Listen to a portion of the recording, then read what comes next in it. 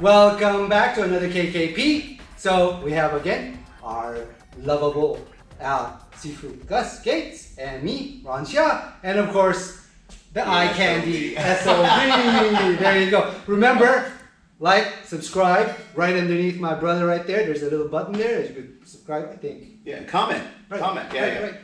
Doesn't work unless we challenge your asses. Okay, so one of the things, this is something that I see a lot in monasteries and stuff like that. This is basically a cross-step iron bridge. So what they do is they cross-step and then they do this. Can you see the wrong stuff that could happen on this? Right? See? Hit here, right? And what they're trying to do is the only way I could see it working is put your arm out like this. Only see is if I'm right here ready, right? So in most things, we always preface a lot of combat with a block, right? And that block could be a hit or whatever. But if he's punching, pop, pop. And notice I go down, this goes up. I'm gonna go, oh, just! That's what's gonna happen, guys. Right? So, but before I think that's all pretty much. So, but what I would say is cross step, block up first. So as I go here, pop, and then notice I'm still stable. Then this comes across. Cross stepping is difficult already. Already, yeah. And if he's coming in this plane and you're in this plane, what levers do you have to hold yourself up? Right. Right? And so it becomes a hard motion if you try to use it from a pure motion at that point. That's why I agree you have to do something in the beginning. And cross stepping is actually a transitional stance. It is, you don't try to stay in this stance. Right. It's progressive. Right? You're gonna I hate this stance. Yeah. Damn, I hate this stance. Okay, sorry. I don't hate it that much. No, I hate it that much. I got in trouble a lot, so I got stuck in stances. Well, and because we're taught the access of angles. So right. if we get caught in this position and he's coming from this position, this is a weaker position for us, and we know that. You know, for us, the goal for us is just to be out of there. You pop up as you go down. Here, go across, then you can do this and around. Oh yeah. And such and such. The opposite side too. On this one, right? Pop, pop. So, fun stuff. Now I had to do that because I was so freaking low on the ground. I didn't want to get back up.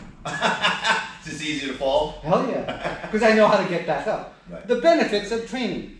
So, and the other thing too is when you're training with your partner and you guys are randomizing everything and you get stuck, don't stop and pull yourself out of it. See where you are and just try to keep going. Right. That's how you get to do what he just did. Right. Yes, exactly. So you'll understand because of that. There are certain stances, it's not about staying in that stance, it's how to get to that stance and how to get out of that stance, and using that stance as a transitional periods. So this is transition, point, and it goes to here. So really, if he actually punched again, I just did a cross step to a step. We always do that. Right, absolutely. We always stay there. Or if you're cross dancing, you go here, you drop down. Right. Now I progressively pivot out of it and drop. That's how you use a cross stances, guys. You don't stay in cross stances unless it's a photo moment. Right, because for us, everything is in close. Right, and so I either have to move, I have to shift out of it, I have to know how to move those positions.